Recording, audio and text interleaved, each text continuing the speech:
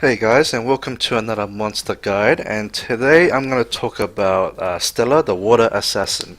Right, so this weekend we have the fire assassin HoH, and I'm really excited about this because this means I can skill up my Stella finally, and she benefits a lot from skill ups, right? So um, definitely, if you have plans to build a Stella in the future for raids or PvP, definitely you should be farming this HoH. And if you don't have one yet, I think it's still worthwhile to farm it for skill ups in the future. Because it's a lot of the assassins are actually pretty good, depending on what sort of opponents you're versing. Um, I think Stella is the best one because she's good in raids and PvP, but like the win one, Tanya is pretty good in Guild Wars. I believe the dark one is also pretty good in PvP as well. So you definitely make use of them. And just to go through the runes real quick, I did show this in like my rune video already, but I'll just put them here for reference. And she hits for about I believe 7.5 thousand per hit on the third skill, right? So you multiply that by 6 or 7. I believe it's 6 because I don't have super high speed on her yet. But that adds up to about 45,000 damage. This is on armor break and attack buff, right? With these sort of stats, I'll probably try to show that in a TOA or something like that, and hopefully the defense in that area is suitable to show off the damage. All right, so I'm gonna just just show her used in a raid for a bit. Now she's good for when you are trying to improve the damage of your team rather than progression. See, the thing with as far as progressing is concerned, she doesn't really help with survivability. She's there for damage and debuffs, right? So I think you probably would not be able to afford to put her in yet. Maybe as a sole DPS should be okay, but if you have a HoH instead, you probably use HoH as the first DPS at first, and then eventually once your team gets more stable, your healers are faster, everyone's more tanky, then you can switch out a healer for a second DPS. You can run two healers, one cleanse, two DPS, and like a DS or Darien as the extra front line. When you're capable of doing that, then that's when I would consider building a Stella for her damage, and the most important thing is the branding, right? That's the main reason why people will usually build Stella for raid. So let's just go through her skills real quick. So the first skill here, it's a defense break on 2 turns, and at max skill it's 75% chance to land. So it's semi-reliable, and it's good that it's on the first skill. So this means you can give her a revenge set, and then she has a chance to help you reapply defense break, right? It's a shame that's it's not 100% chance, but it's still pretty good because it's the first skill defense break. There's not many units that people will bring to raid that have a skill 1 defense break. It's only really maybe Bella if their team needs a third healer, because Bella is not really. Usually you don't use Bella and Colin. You usually use at least another, like a third unit that can heal.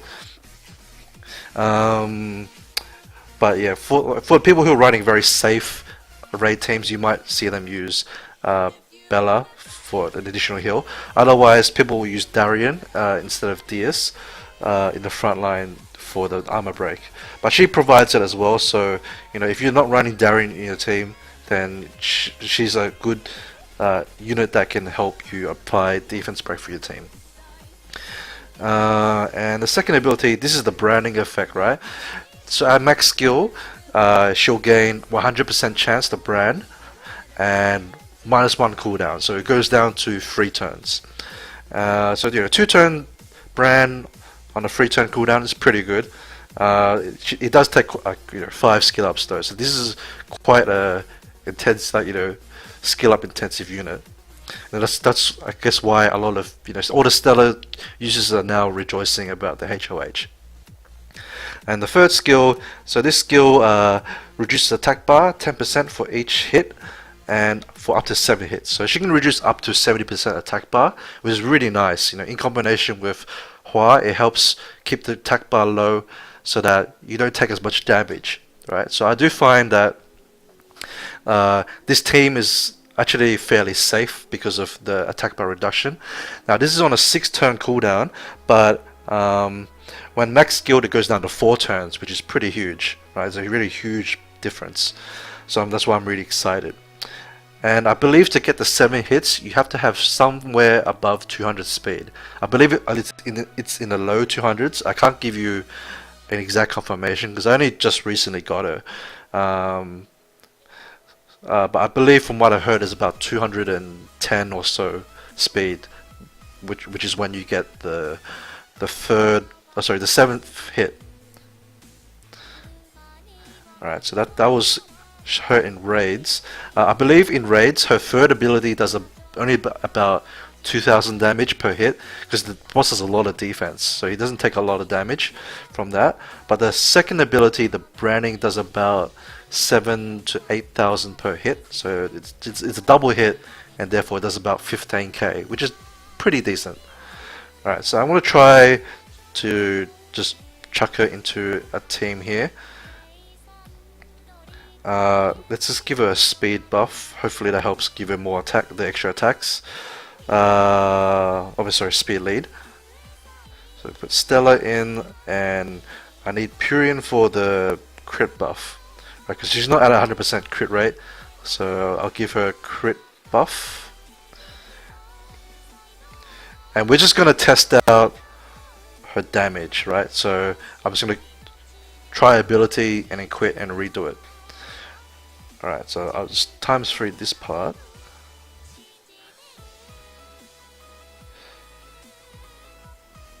Okay, so now let's go times 1. Alright, let's try dance at the blade dance of the Reaper. We'll see how much it does on the light Amazon. Oh, that was pretty fast. I think there's about just under 9k per hit. That's because I guess the Amazon doesn't have a lot of base defense, but you would probably expect it to be a bit less because I tried it out before on the fireman boss. It was about 7.5 thousand. All right, let's do it again. We're gonna try her damage with the second skill. Right, well, I'll still do it on the Amazon just for consistency. Don't need to times 1 the buffs.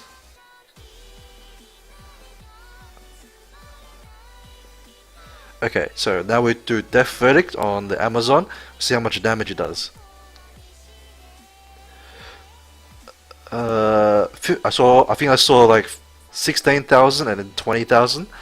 It's pretty good damage actually, more than I thought it would. I think again on like a normal armored target, it'll probably do a bit less though. Alright, let's just redo this so that we can try the first skill.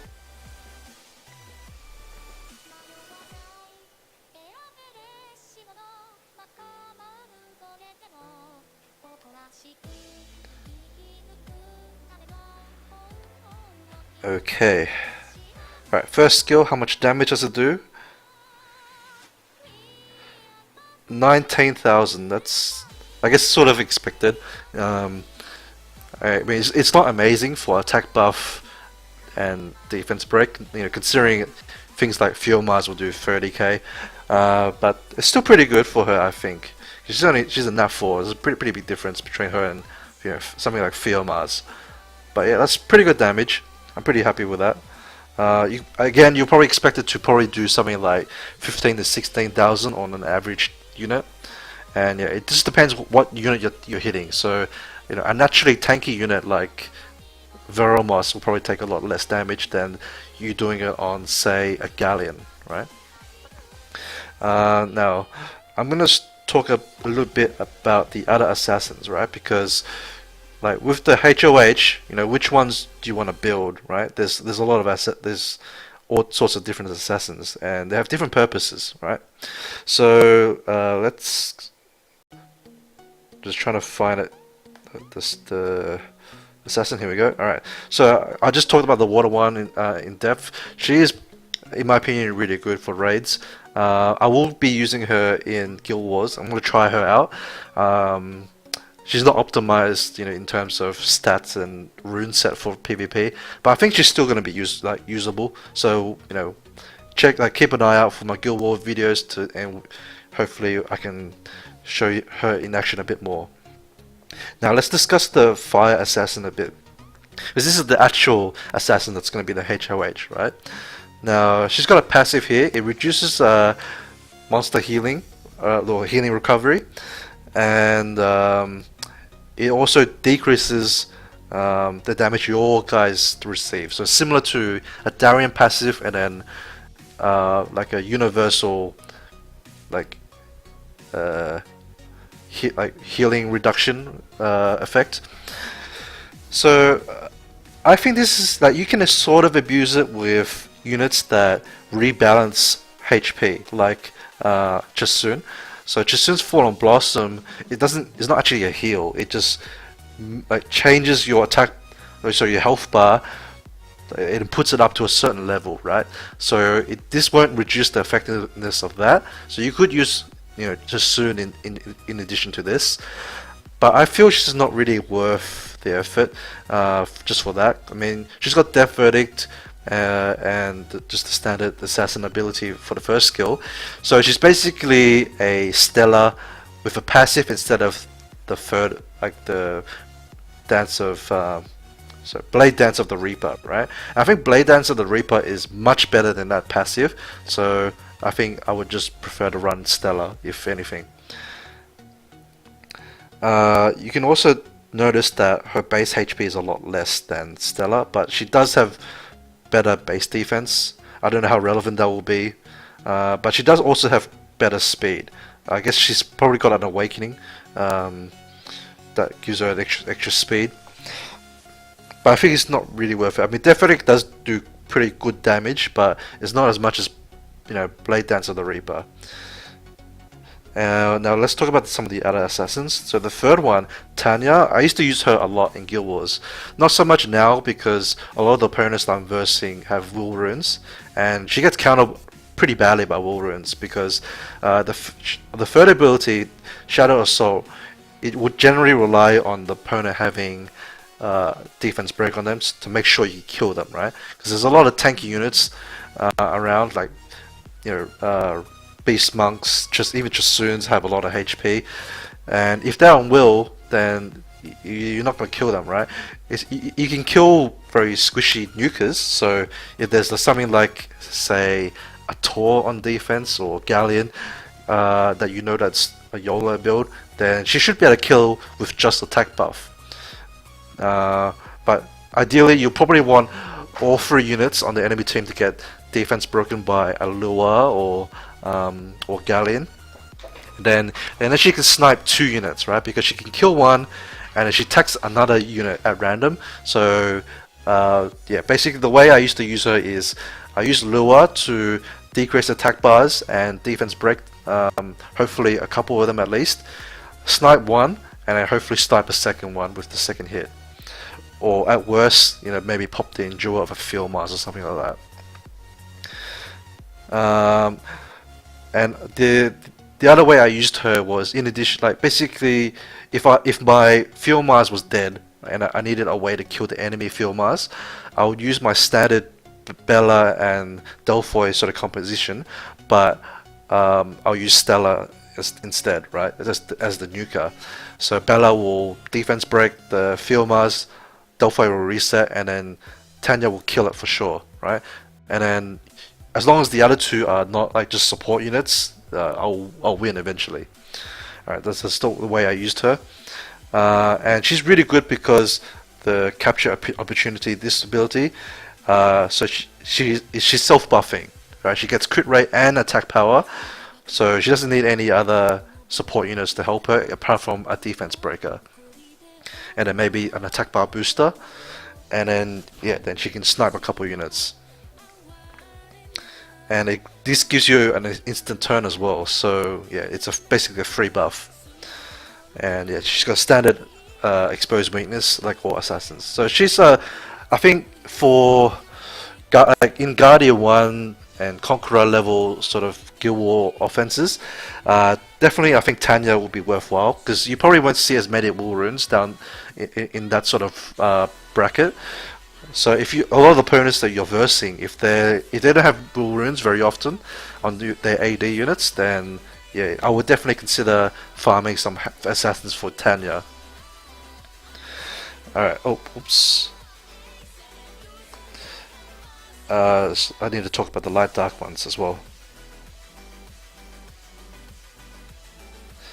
Okay, so Natalie. Now I haven't really seen her in action. Attacks an enemy and prevents it from using skills. If the target dies, or other enemies will receive the harmful effect. Okay, so basically, you can silence someone, and if you can kill it, then everyone else will also get silenced, which is pretty nice. So basically, again, she's like a single target nuker. As for how much damage she does, I haven't really seen it in action, so I couldn't tell you. But I think it's worth a try if you have her. And she's also got the Death Verdict, like the other assassin, like some of the other ones, and Exposed Weakness. So she's not bad. In actual fact, if you compare her stats, right, she actually has higher base attack than all the other elemental ones. So that's a pretty good, considering Stella does pretty good damage already, and then like it's like a 40 attack difference at 5-star. So I'm not sure how much that would be at 6-star, but you know that's still quite a big gap. You know, she benefits a lot more from attack percent runes, and therefore she does a lot more damage, or at least on her first and second skill. Okay, now Isabel. I have seen Isabel used, and she is pretty good. She's kind of like, she's sort of similar to Tanya in that if she kills someone, she gets to attack again, right? So it's similar to the Tanya's photo ability, except that you can control who the second guy is going to get, who's going to get killed next, right? So you will do endless death, kill one, and then you can use like this ability to either weaken another unit or kill a squishy unit, right? Because it still does pretty decent damage. Like 20k will kill most, most squishy nukers, so she can definitely snipe a couple units. And if an enemy or ally dies while this is on cooldown, it will be usable again, so it refreshes itself. I believe if she kills a second unit, then that's when it will refresh the cooldown. Like the ability itself won't cool itself down. I'm pretty sure that at least that's how it works, because otherwise that would be broken. And she's self-buffing, which is really nice. Similar to Tanya, she doesn't need as much support with her. And another benefit is that she's light dark, or she's dark, right? So she doesn't have any elemental disadvantage against anyone, or at least when she's attacking. So that's all the assassins covered, and basically, my recommendation is definitely farm the HoH. At worst, save up the skill ups for whichever assassin you would like to build. Hopefully this gives you a good idea on what Stella is capable of. Maybe I'll do like a future video after she's max skill, and I can show you the difference between how she is with basically no skill ups that she has now, and then with skill ups as well. Alright, so thank you guys for watching. I hope that helps you decide whether you're going to focus on the HoH or not, and I'll see you guys in the next video. Bye.